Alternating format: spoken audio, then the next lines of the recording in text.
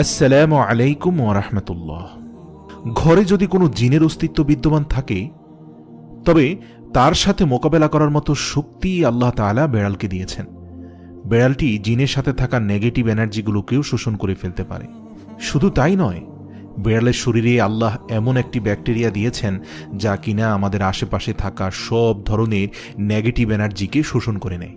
এছাড়াও বিজ্ঞানীরা বলছেন, আমরা যখন রাতে ঘুমাতে যাই তখন ঘরে পুষে রাখা বেড়াল সারা রাত ধরে আমাদের শরীর থেকে নেগেটিভ এনার্জি শোষণ করতে থাকে। আল্লাহ রাব্বুল আলামিন বেড়ালের মাঝে কিছু বৈশিষ্ট্য দিয়েছেন, যার কারণে এমন সুন্দর একটি মাখলুক আমাদের রোজকার জীবনের অংশ হয়ে উঠেছে। রাসূল সাল্লাল্লাহু আলাইহি সাল্লাম বেড়াল পছন্দ করতেন এবং বেড়াল পালন করার কারণে তিনি তার এক প্রিয় সাহাবীর ছদ্মনাম দিয়েছেন আবু হুরায়রা, যার শাব্দিক অর্থ দাঁড়ায় বেড়ালের পিতা। কেন একজন মুসলিমের বেড়াল পালন করা উচিত? গবেষণা করে জানতে পারা যায়, আজ থেকে ৮,০০০ বছর পূর্বে